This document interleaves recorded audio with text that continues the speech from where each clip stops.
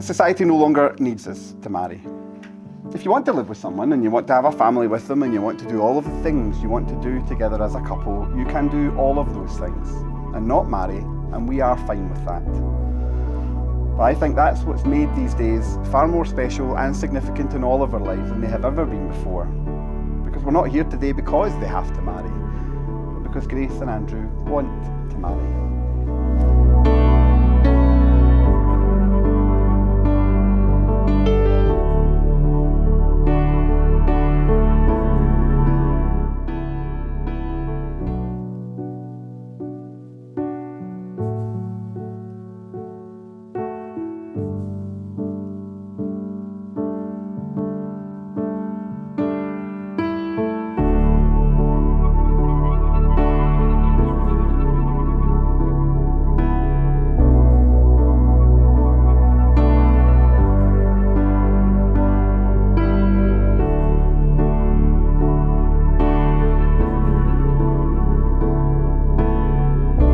Grace said she loves the idea that they are formally, officially, recognised as the family they already feel they are.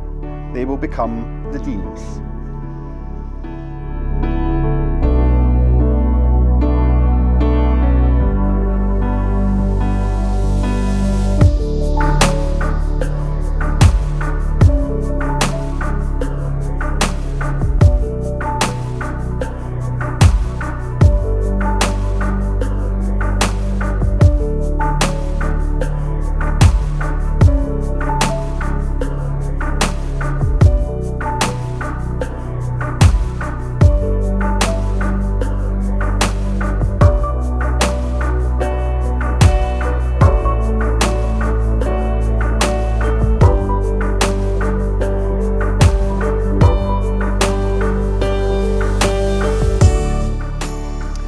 I cannot promise you a life of sunshine. I cannot promise you riches, wealth or gold. I cannot promise you an easy pathway that leads away from change or growing old. But I can promise all my heart's devotion, a smile to chase away your tears of sorrow, a love that's ever true and ever growing, a hand to hold in yours through each tomorrow. Now, I'm not saying that marriage was something that they were in no hurry to get to. They knew it was something they would do in their future, but there was no real timetable for that. But I'll tell you this, when Mags handed a ring to Andrew in the spring of 2022 with the words, "No pressure, Andrew," but this is the ring James used to propose to me, it was maybe not entirely no pressure, perhaps just a little pressure. The thing is, by that point, they already owned their house, they already had Aaron, they already felt married to one another. They were as committed to each other as two people can be.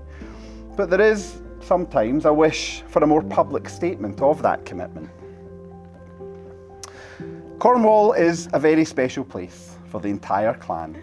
They have visited a great deal over the years. Andrew had even been lucky enough to have spent time there with James too. He gave him a tour of all his favourite places.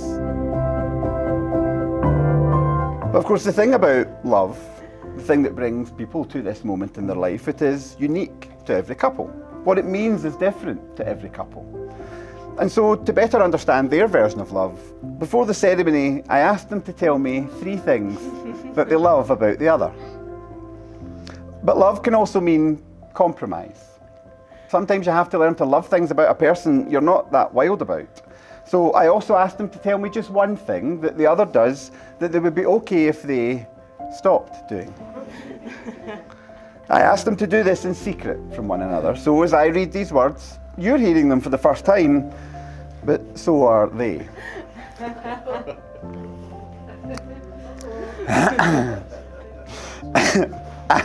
Andrew said of Grace, "I love her for her endless capacity to care for others, especially those closest to her in her life. And I love her because she is brave. We've always been the people to go out and undertake relatively life-endangering activities in search of a rush, and she is right by my side every single time." And as much as it may surprise her and others, I do love Grace's, well, with a pinch or bucket full of salt, Jimmy Carr-esque laugh sometimes. She tells me that it is apparently an required taste. Oh, no. Mind you, whenever we are in a rush to go somewhere, that is when she will decide to have a shower. And then she'll tell me it's not my fault that we're late because she's had the shower, but then when we're under pressure to get there on time, somehow, every time, it is indeed my fault. I feel like that was two things there that Eagle said. Kind of gelled together. Yeah. Gelled together. Grace said of Andrew, I love him for how strong-minded he is. There is a saying, have a strong mind but a soft heart, and that describes him perfectly. It was the first thing that made me fall in love with him and has only gotten truer over time. And I love him for his loyalty. It adds a level of safety to our relationship and makes it feel like home to me. In my life with Andrew, I can be completely open and fully myself, and he is always there. And I love him because he is the best dad ever. That may be because he enjoys playing with Aaron's toys, of course. But seeing the love that he has for that boy of ours makes me fall in love with him 100 times over. However, I am never, ever going to get used to his ability to lose anything of importance. He lost his passport, then blames me even though I've never seen his passport. A week before we're going on a massive holiday to South Africa, he lost his passport. Earlier this year, we needed it to get married. He'd lost his passport. You're not allowed your passport anymore. It's in the important folder, it's fine. Move it to the place. The thing is, these days, society no longer needs us to marry. If you want to live with someone and you want to have a family with them and you want to do all of the things you want to do together as a couple, you can do all of those things and not marry, and we are fine with that. But I think that's what's made these days far more special and significant in all of our lives than they have ever been before. Because we're not here today because they have to marry, but because Grace and Andrew want to marry. Grace said she loves the idea that they are formally, officially, recognised as the family they already feel they are. They will become the Deans. Andrew said his love for Grace is so immutable. It is as sure in his world as the sun rises in the morning. And this is one of the best ways he can show not only Grace, but all those around him that he will spend the rest of his life with her. And so, by virtue of the declarations you have made in my presence, those of your family and friends, it is my very pleasant duty to declare that you, Grace McClellan, and you, Andrew Deans, are married and pronounce you husband and wife.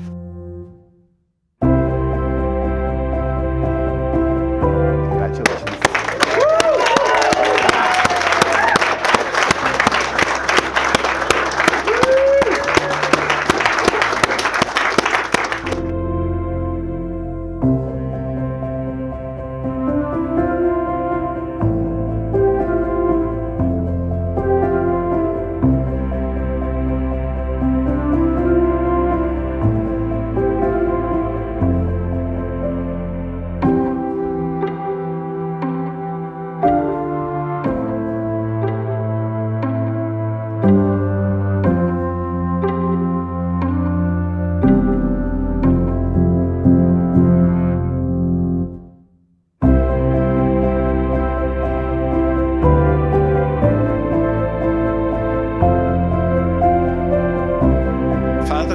Speech normally includes some words of advice for the happy couple. The word grace can be defined as love in action, and the definition of love given in the Bible is love is patient, love is kind. It does not envy, it does not boast, it is not proud. It does not dishonour others, it is not self-seeking. It is not easily angered, it keeps no record of wrongs. Love does not delight in evil, but rejoices with the truth. It always protects, always trusts, always hopes, always perseveres. And one other bit of advice, Max has told me that they found out on Grace's hen do that Grace has a ridiculously good aim with many weapons, including bow and arrow. So just to bear that in mind.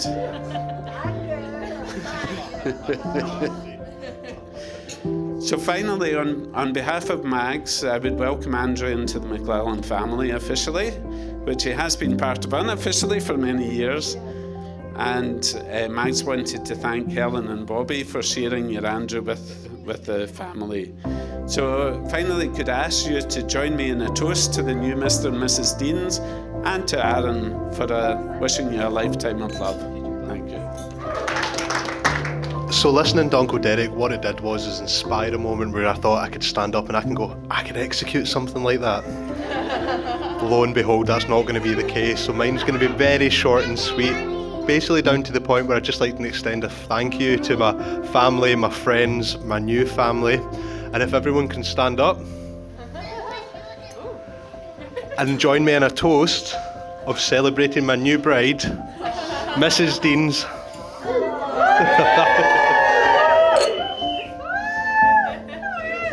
And thanks again.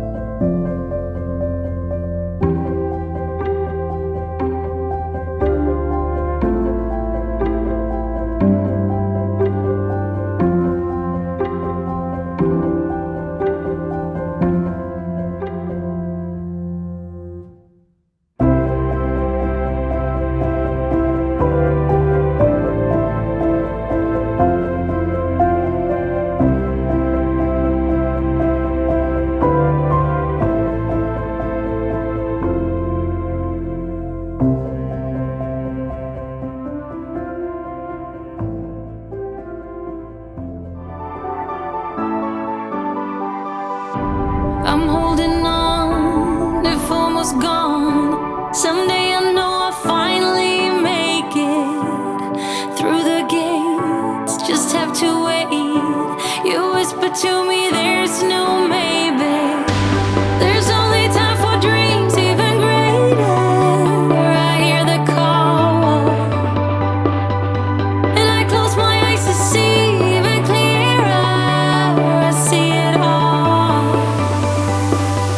I know that we can go higher if we keep our faith, if we keep our faith.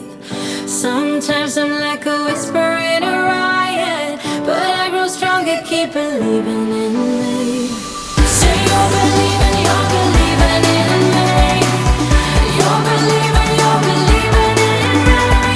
Say you're believing in me. You're believing in me.